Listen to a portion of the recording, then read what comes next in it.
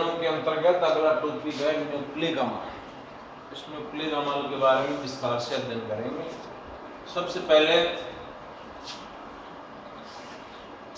Nucleic अम्ल की बात करें तो न्यूक्लिक अम्ल की खोज सबसे पहले फ्रेडरिक मिस्सेर नामक वैज्ञानिक ने मवाद कोशिकाओं में की थी और इसका नाम रखा था न्यूक्लिन। सबसे पहले इसका नाम रखा था न्यूक्लिन। बाद में इसका जो रिचार्ड अल्टमान ने बाद में इसका नाम न्यूक्लिक अम्ल रखा। ये न्यूक्लिक अम्ल है कोशिका के केंद्रक में उपस्थित जो गुणसूत्र या क्रोमोसोम्स होते हैं वो न्यूक्लिक अम्लों के बने होते हैं। और न्यूक्लिक अम्ल दो प्रकार के होते हैं। एक होते हैं डीएनए पहला प्रकार, दूसरा होता है आरएनए। डीएनए की बात करें तो पूरा नाम है डीऑक्सीराइबो न्यूक्लिक एसिड। आरएनए की पूरा नाम की बात करें तो राइबो न्यूक्लिक एसिड इसका पूरा नाम है। डीएनए मुख्यतया कोशिका के केंद्रक में पाए जाते हैं और आरएनए मुख्यतया कोशिका द्रव्य में पाए जाते हैं। वैसे जो है आरएनए का निर्माण जो है डीएनए के द्वारा ही होता है केंद्रक के अंदर, लेकिन ये बाद में जो है कोशिका द्रव्य में आ जाते हैं। तो इस प्रकार से ये दो प्रकार के होते हैं। आगे बात करें कि ये जो न्यूक्लिक अम्ल होते हैं इनके रासायनिक संगठन की बात करें कि इनका रासायनिक संगठन क्या होता है, न्यूक्लिक अम्ल बनते कैसे हैं। तो न्यूक्लिक अम्ल का रासायनिक संगठन, न्यूक्लिक अम्ल का रासायनिक संगठन, तो न्यूक्लिक अम्ल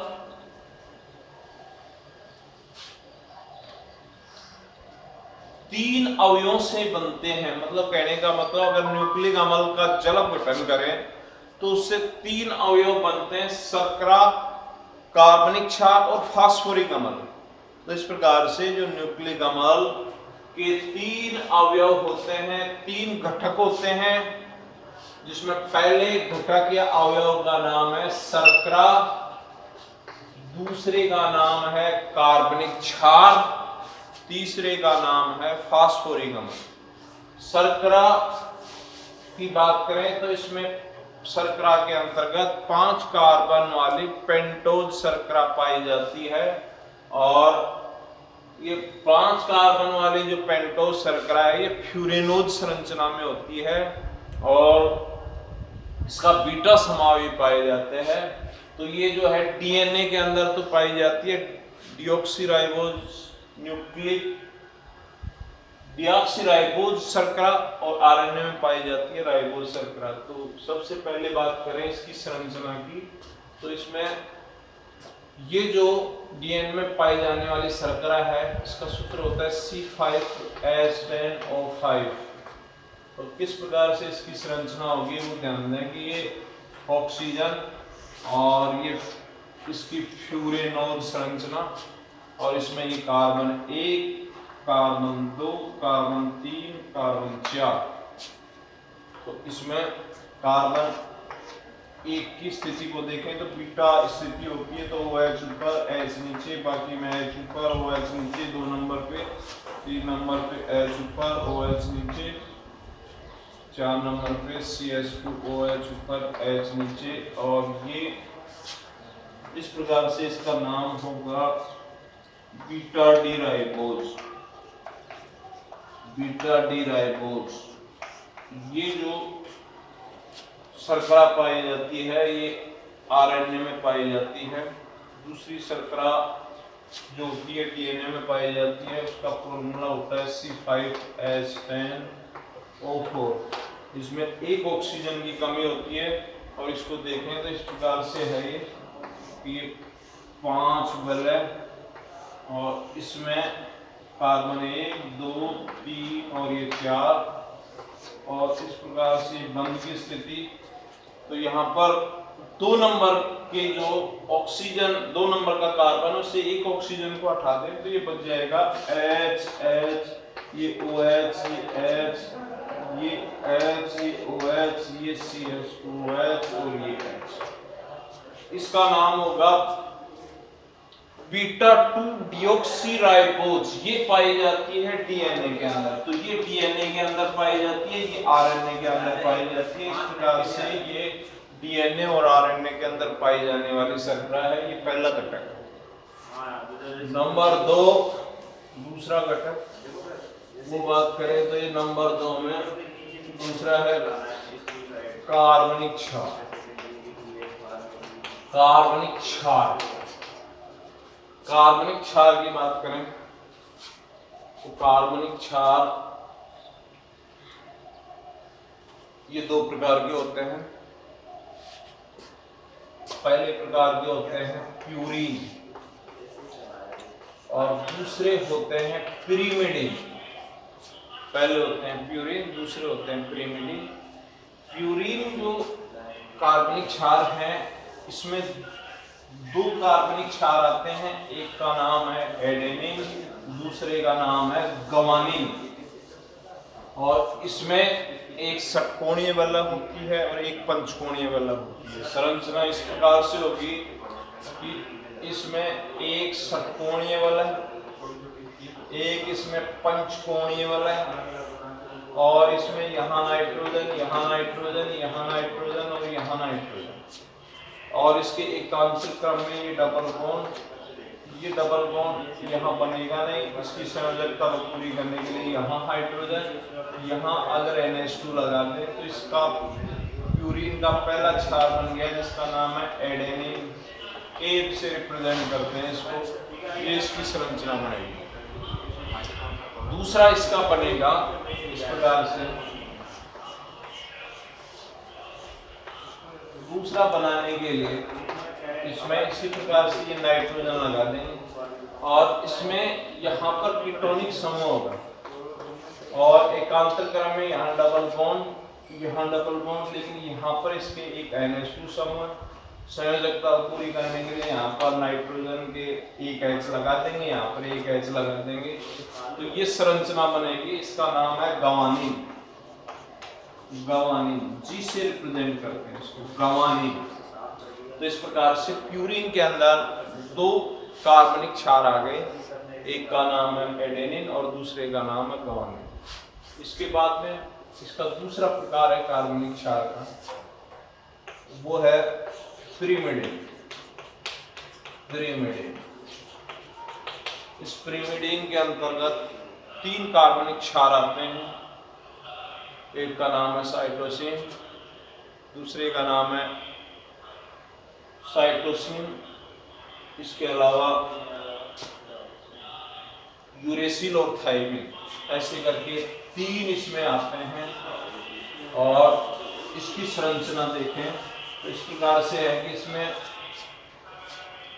इसमें षटकोणीय वलय होते हैं और षटकोणीय वलय संरचना बनाने के लिए एक साथ अपन क्या करते हैं, सबसे पहले इस षटकोणीय वलय 3 बना लेते हैं तीनों के लिए, 1 2 और 3। और इसमें यहाँ पर नाइट्रोजन लगा लेते हैं, यहाँ नाइट्रोजन, यहाँ नाइट्रोजन, यहाँ नाइट्रोजन, यहाँ नाइट्रोजन और यहाँ नाइट्रोजन, ऐसे 3 नाइट्रोजन लगा लेंगे।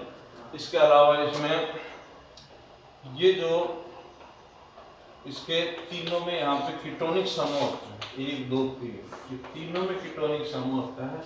और यहाँ पर यहाँ इसके NH2 समूह होता है संयोजकता को पूरी करने के लिए। यहाँ पर H और यहाँ पर H, ये तो बन गया साइटोसिन। इसको C से रिप्रेजेंट करेंगे।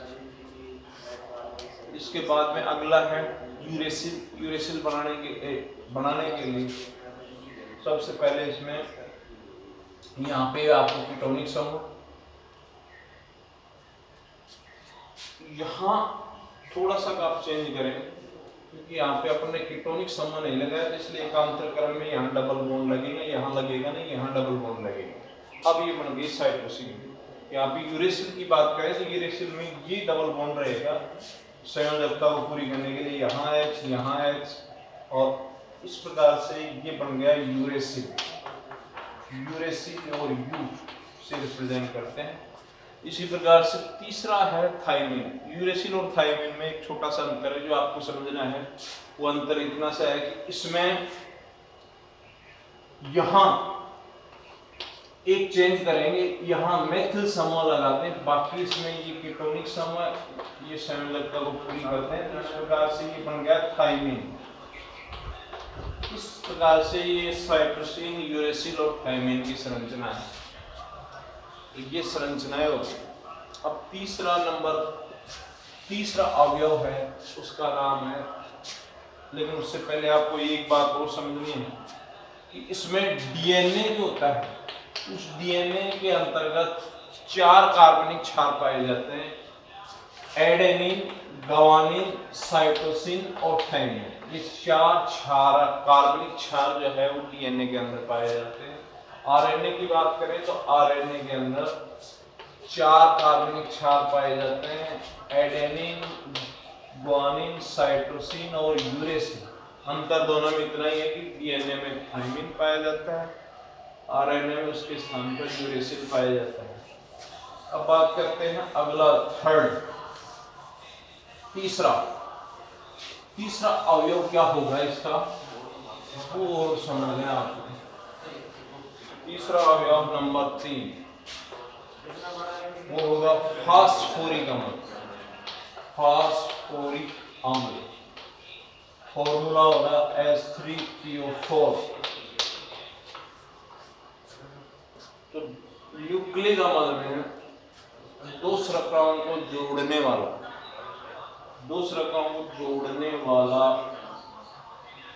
जो बंध है वो फास्फोरिक अम्ल के द्वारा बनता है। मतलब कहने का मतलब फास्फोरिक अम्ल न्यूक्लिक अम्ल में दो शर्कराओं को परस्पर जोड़ता है और उसकी संरचना इस प्रकार से होगी। यहाँ पे फास्फोरस की संयोजकता 2, टोटल मिला के 5, जिसमें एक में ऑक्सीजन डबल बॉन्ड के रूप में, यहाँ OH, यहाँ OH और यहाँ OH। इस प्रकार से फास्फोरिक अम्ल की संरचना बन गई।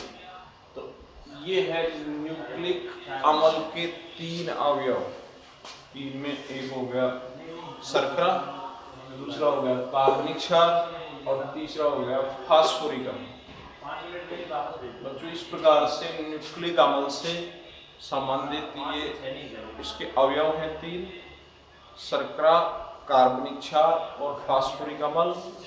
इनसे मिलकर के ये 3 अवयव हैं, ये मिलकर के न्यूक्लिक अम्ल, कहने का मतलब डीएनए और आरएनए का